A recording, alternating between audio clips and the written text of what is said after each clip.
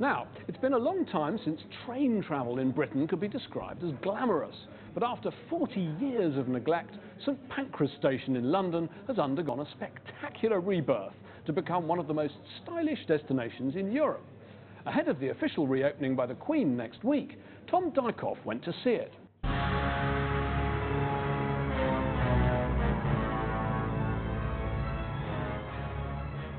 This tale, like all the best tales, begins in a graveyard. In 1866, thousands of bodies were disinterred from their graves in the local churchyard to make way for the building of St Pancras Station. It caused a national scandal, but it was a grisly and somewhat appropriately Gothic start to the station's turbulent life story.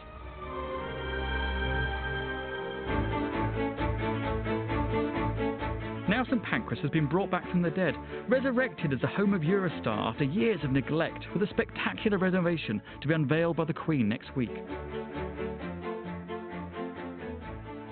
When St Pancras opened, it was a revolution, a revelation. It was the largest iron structure of its age. Built by Midland Railway's chief engineer, William Barlow, the station was the largest covered space in the world. Barlow imagined this station as a modern cathedral, and just as the medieval masons used cutting-edge engineering to create the tallest, the widest, the most light-filled structures to glorify God, so Barlow used iron to create this vast pointed arch, but for the very modern glory of the science of engineering.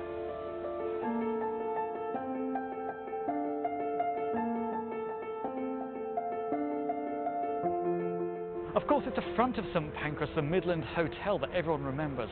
And that's exactly what its superstar architect, George Gilbert Scott, wanted. Ornately carved and brightly coloured, this was to be the showstopper of what was known as the Gothic Revival. For years, Victorian Britain was hung up on how to square super-fast social change with a sense of the past, of rootedness. St Pancras and the Gothic Revival, with its turrets and spires combined with modern materials, was the solution. A style look as much to the future as to the past. To me, what the station really brings together is the kind of intertwining of engineering and architecture. And in the Victorian age, there was that period where, you know, the two were like oil and water. Rubbish. Only modern architects and bad historians think that. The Victorians welcomed the great stations. They loved them. And of course, Gothic revivalists like Scott thought you could incorporate new materials. You could incorporate plate glass, you could incorporate iron, as we have here, with that sort of first floor corridor bridge going over the arch. The great thing about Gothic was, it was about progress. It was modern. It was also colourful. It was flexible. Of course, it was immensely decorative, and you could have all the sculpture and the decoration. Which we see around here, with plenty of sculpture and this amazing multicoloured banding as well, and that integration of all the different materials. Yes, and materials of the highest quality. But Scott actually said that people said to him that the building was almost too good for its purpose, they said. But that's because it's built like a cathedral. And of course it's not, it's a bit lower in the hierarchy down there, a commercial hotel. But a great quality, an incredible quality. Immense quality, that's what the Midland Railway wanted.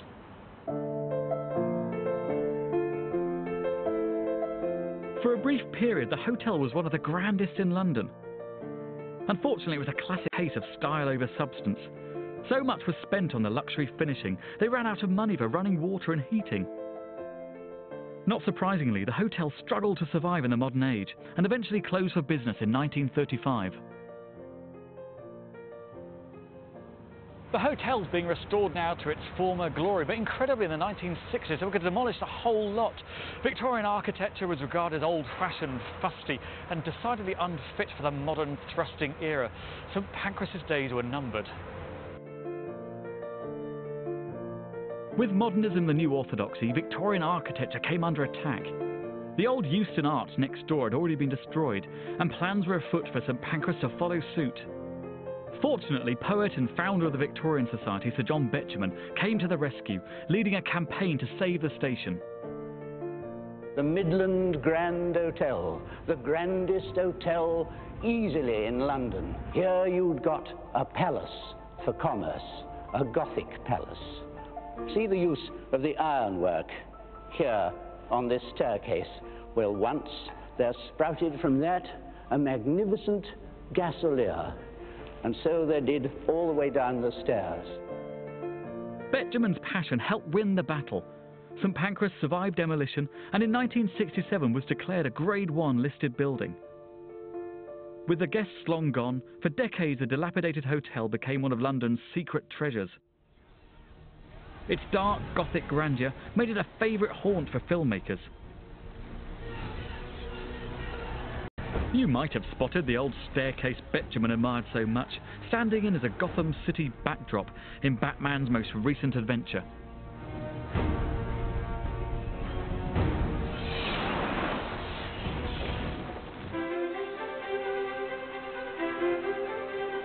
But this national treasure really needed a new purpose as grand as its architecture, and now it's got one.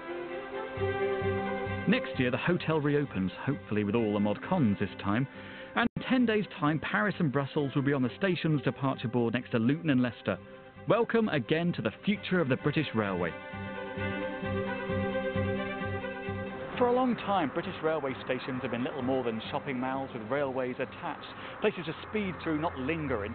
But the new St Pancras is a reminder of a time when stations were glamorous destinations in their own right. The old station has been given a classy refit. The original features have been so faithfully restored or replicated, it's often hard to tell the new from the old. It's all been done with incredible taste. Oh, except this. Why in God's name do they put up this statue looming over the platform? It's like an Athena poster come horribly to life. I think somebody must have had a bit of an off day, because the rest of the design is impressive, making clever new use of some of the station's old features.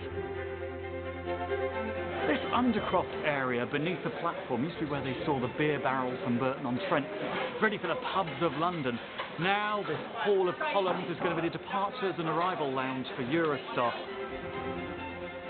And I can't help thinking that, assuming it's finished on time, our continental cousins are going to be quietly impressed when they arrive at the new station.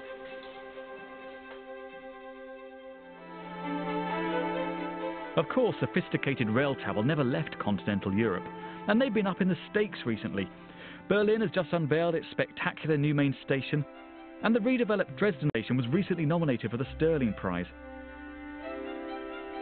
But call me a jingoistic flag waver, they'll never have St Pancras, the original and the best. A station to gawp at in wonder, and in Britain of all places.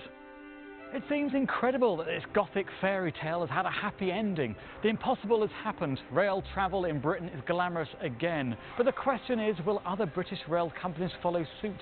Is this the end of the tale or just the beginning?